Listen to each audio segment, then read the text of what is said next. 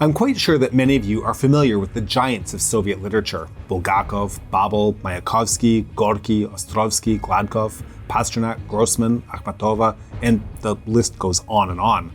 But there is one name that stands alone in terms of sheer recognition, and that is Alexander Isayevich Solzhenitsyn. While he is probably most familiar for his seminal work of nonfiction, The Gulag Archipelago, it was his first novel, published in 1962, which was not only a high watermark in the Khrushchev Thaw, but acted as a transformative text in Soviet literature. I'm your host David, and this week we are going to look at Solzhenitsyn's One Day in the Life of Ivan Denisovich. This is The Cold War.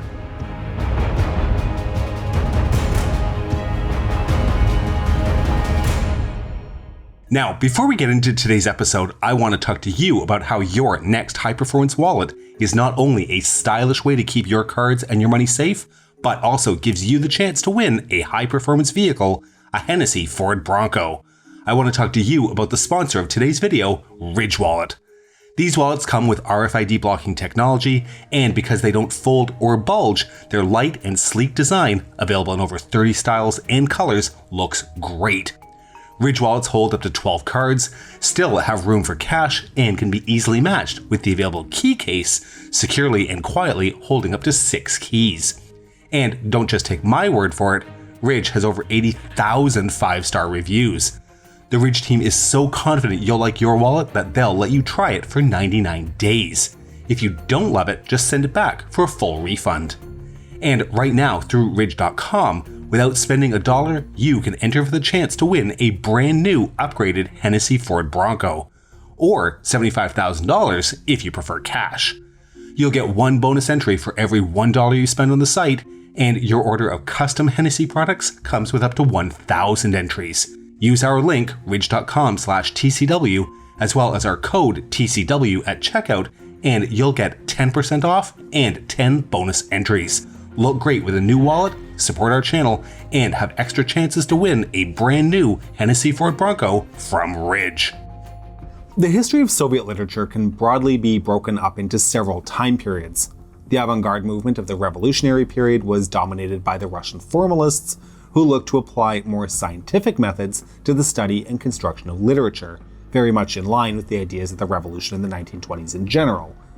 The revolution was supposed to be about rebuilding a better society, after all. Within this literary movement, the expression of ideas was still present, including criticism of society and the system. It was deemed most important to work towards increasing literacy rates and building kulturnost, a shared level of education and culture to help spread state propaganda and maintain order. With Lenin's death and the consolidation of Stalin in power, Russian formalism gave way to socialist realism.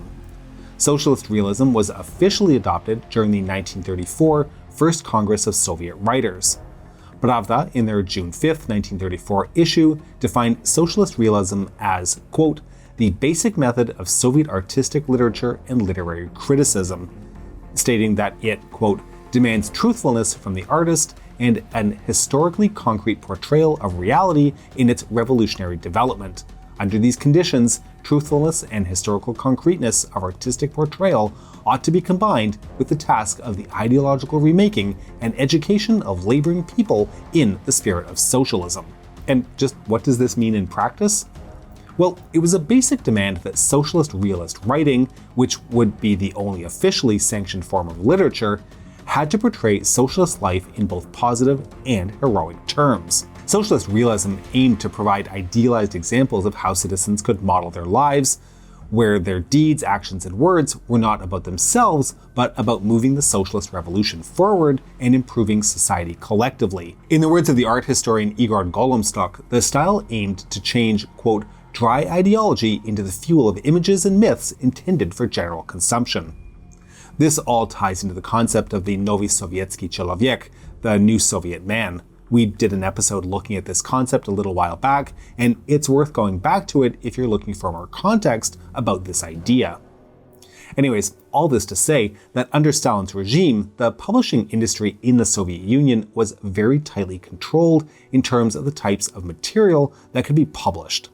Writers had little choice and had to write in the socialist realist style or face potential consequences, which could range from censure to being expelled from the writers' union to being sent to the Gulag. Work was submitted to publishers, who were then responsible for reviewing and determining the suitability of the work and its adherence to the norms of socialist realism. During and after the Great Purge, many authors would not even write potentially critical work in private for fear its discovery would lead to persecution. A notable example of this was Anna Akhmatova's poem Requiem, which she had mentally composed in the 1930s but did not commit to paper until after Stalin's death, and even then, the poem was not published in the Soviet Union until 1987 after the introduction of Gorbachev's policy of glasnost. So this was the publishing environment for many years in the Soviet Union. Stalin's death in 1953, however, changed, well, very little to be honest, at least at first. It was unclear in what direction conditions were going to move, especially in something so public as the arts. The 1956 secret speech given by Khrushchev at the 20th Party Congress marked a turning point, but keep in mind that it's called the secret speech for a reason. It wasn't supposed to be public knowledge. Which of course meant that everybody knew about it, but this didn't necessarily translate into a flood of liberalism sweeping across the Soviet Union. Instead, there was a gradual loosening of the rules. Writers who had been reluctant to commit work to paper began to do so, including writers like Anna Akhmatova and Boris Pasternak, whose critical works, like Requiem or Dr. Zhivago, were rejected for publication for not following even the loosened structures of socialist realism. In the case of Pasternak, his manuscript was then smuggled out of the country and published in Italy in 1957 to massive acclaim, including the 1958 Nobel Prize for Literature. Despite this international acclaim, his work was deemed to not only be critical of the revolution and of the Soviet Union, but at its center, it was not the story of the working class or of the triumph of socialism. But then, in 1962, things changed with the November edition of the literary magazine Novi Mir, New World. At the heart of the magazine was a short novel telling the story of a single day in the life of a prisoner in the Gulag. It had been written by Alexander Isayevich Solzhenitsyn, himself a former prisoner of Gulag. The novel was a landmark in Soviet literature, the first legal publication in the Soviet Union addressing the subject of Stalin's prison system. Astonishingly to many, Nikita Khrushchev had read the story and personally approved of its publication. The story told in Один день Ивана Дениsovicha, One Day in the Life of Ivan Denisovich, is just that. It is one day in the camp life of one of Stalin's special prisoners, a political prisoner by the name of Ivan Denisovich Shuhov. The plot starts from Shuhov being woken up by, quote, the blows of a hammer on a length of rail hanging up near the staff quarters. The intermittent sound barely penetrated the window panes on which the frost lay 2 fingers thick. Now, I don't want to spoil the entire plot of the story for those who have not read the book, but for the sake of the story I'm telling here today, I may reveal some of the story. If you happen to be among those who haven't read One Day, please go do so. It's available from local bookstores, as well as accessible through the Internet Archive at archive.org. It is very much worth your time. But back to the story. Shuhov, a political prisoner sentenced to the Gulag because he was captured by the German army for several days before escaping, is the prototype common Soviet man.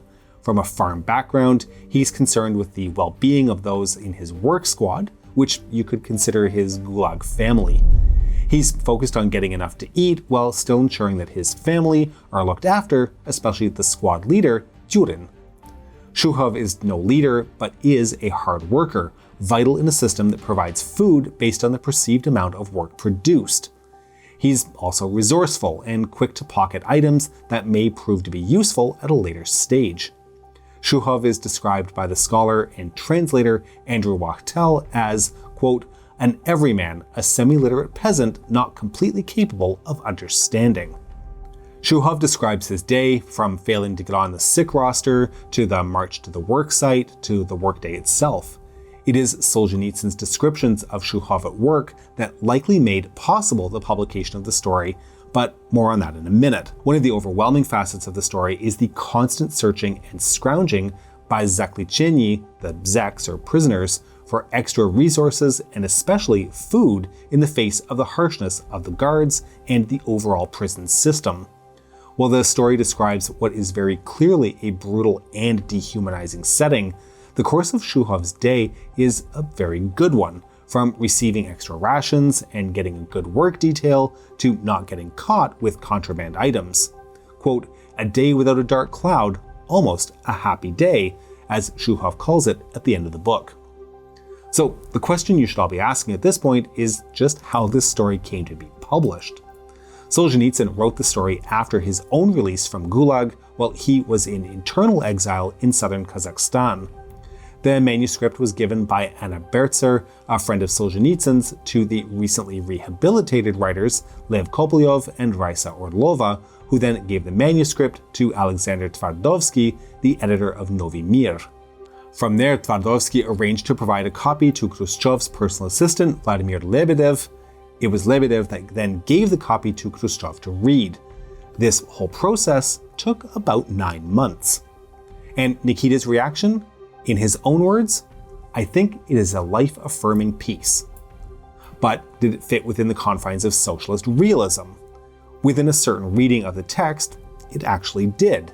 Dr. Angela Brintlinger explains it being acceptable, quote, because the narration was told from the point of view of a peasant, a simple, hardworking member of an agricultural kolkhoz who had served as a rank-and-file soldier during the war.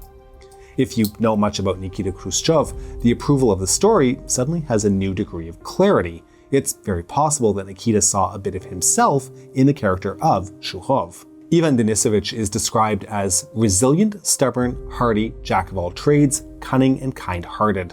All traits that fit into the idea of a Soviet citizen striving to build a better socialist world. Ultimately, however, what can be focused on is the idea that Shuhov, despite being unjustly imprisoned and forced to live under harsh conditions, where the possibility of death was very real, remains dedicated to doing his work well and properly. Despite his situation, he remains loyal to the system and to the cause. To quote Andrew Wachtel again, quote, for all the criteria scholars have advanced to describe what socialist realism was, the most important criteria was that it was always and only what the party said it was at any given time. The original print run of Novy Mir in November of 1962 was 96,900 copies. As word got out about the extraordinary story, the first to be officially published with any reflections of the camps, demand soared, so much so that in 1963, 2 more special print runs were made, one of 700,000 and one of 100,000 copies, respectively. The interest among the Soviet population experiencing the artistic results of the thaw was tremendous, as the citizenry was still working to come to grips with the Stalinist era and its repressions. Of course, not everybody received or accepted the implicit criticisms of the camp system as being a positive thing, and there was a huge debate about the merits, or lack of merits, in Solzhenitsyn's work. Ultimately, however, in the words of Andrew Wachtel again, it appears that the vast majority of readers simply did not concern themselves with the question of whether or not One Day was an appropriate work of socialist realism, and instead were focused on how accurate the depiction of the camps actually was. With the curtain seemingly lifted, other Soviet writers began to write and record their own camp experiences, with hundreds of manuscripts being submitted to publications like Novy Mir. Unfortunately for these authors, the thaw was already ending. Only a few weeks after the publication of One Day in the Life of Ivan Denisovich, Khrushchev spoke at an abstract art exhibition in Moscow's Manezh exhibition hall, expressing his dislike for the work. This marked the warmest point of the thaw, and through 1963, more stringent controls over freedoms of expression began to be reimposed. Works critical to the Soviet regime or the system itself were rejected for publication or public consumption. Only a year later, in 1964, Khrushchev was removed from power, and the more conservative Leonid Brezhnev began to assert more stringent controls over freedoms and possible criticisms of the Soviet Union. But the genie was out of the bottle. Although works were rejected from official publication, they were driven underground, spread and consumed as samizdat, where individuals would obtain a copy of a work, read it, and make a small number of copies, often by hand, to then be spread to others who wanted to read it. Some of these rejected works would also be smuggled abroad and published in the West, a format called tamizdat. All of these works continued to shed light and draw attention to the harshness and the brutalities of the Soviet system, ensuring that no matter what the official position on the Soviet government was regarding its own history, a good portion of the population was being informed of some portion of criticism, helping to foster doubt in Soviet greatness.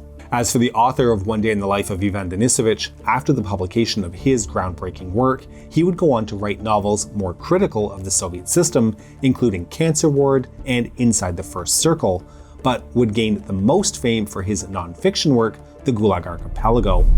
It was for this work and his ongoing criticism of the Soviet Union that he was expelled from the USSR in 1974. Ensconced in the West, he continued his dissident work as a writer until he was able to return to the Russian Federation in 1994.